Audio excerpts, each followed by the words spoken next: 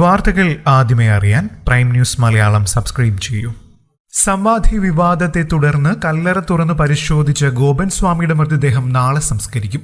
ഉച്ചതിരിഞ്ഞ് 3 മണിക്ക് വീട്ടുവളപ്പിൽ മതാചാരപ്രകാരം സംസ്കരിക്കുമെന്ന് ബന്ധുക്കൾ അറിയിച്ചു.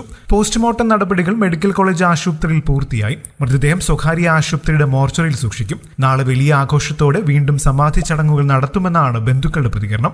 അതിനിടെ തന്റെ അച്ഛന്റെ മഹാസമാധി എന്ന് അവകാശപ്പെട്ട് ഗോപൻ സ്വാമിയുടെ മകൻ രംഗത്തെത്തി. പോലീസാണ് തിടുക്കം കാട്ടിയതെന്നും നിയമ നടപടി സ്വീകരിക്കുമെന്നും കുടുംബത്തിന്റെ അഭിഭാഷകനും വ്യക്തമാക്കി. അച്ഛനെ സമാധിയിരുത്തിയ സ്ഥലത്ത് തന്നെ മഹാസമാധി ഒരുക്കുമെന്നും സനന്ദൻ മാധ്യമങ്ങളോട് പറഞ്ഞു. ശിവന്റെ അമ്പലത്തിൽ അച്ഛൻ സമാധിയായി. സമാധിയെ മഹാസമാധി എന്ന് വേണം പറയാൻ. ഇതിന് തടസ്സം നിന്നവർക്കെതിരെ നിയമപരമായി നടപടിയെടുക്കണം. അച്ഛന്റേത് മഹാസമാധിയാണ്. ഹിന്ദു ആചാരത്തെ വ്രണപ്പെടുത്തിയതിൽ ആരൊക്കെയുണ്ടോ അവർക്കെതിരെയെല്ലാം നിയമ നടപടി എടുത്തേ പറ്റൂ. കുടുംബത്തെ വേട്ടയാടിയവർക്കെതിരെ നിയമ നടപടി സ്വീകരിക്കും, സനന്ദൻ പറഞ്ഞു. എന്നാൽ തങ്ങൾ നിയമപരമായ നടപടി മാത്രമാണ് സ്വീകരിച്ചതെന്ന് പോലീസ് വ്യക്തമാക്കി.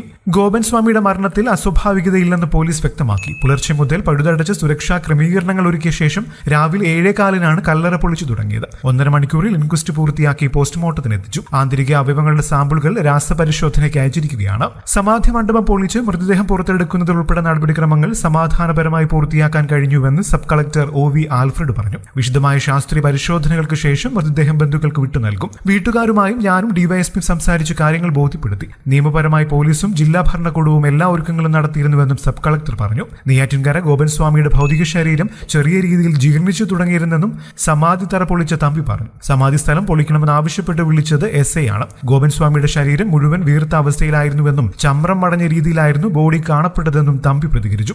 സമാധിയുടെ ചുറ്റുപാടും ടാർപോളിൻ കെട്ടിയത് ഞാനായിരുന്നു. അങ്ങനെയാണ് SI വിളിച്ച് സമാധി സ്ഥലം പൊളിക്കണമെന്ന് പറഞ്ഞത്.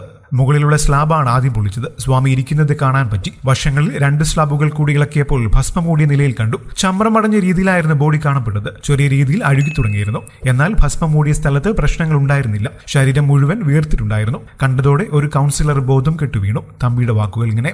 കൂടുതൽ വാർത്തകൾക്കും വിശേഷങ്ങൾക്കുമായി ഈ ചാനൽ സബ്സ്ക്രൈബ് ചെയ്യാൻ മറക്കല്ലേ. നന്ദി.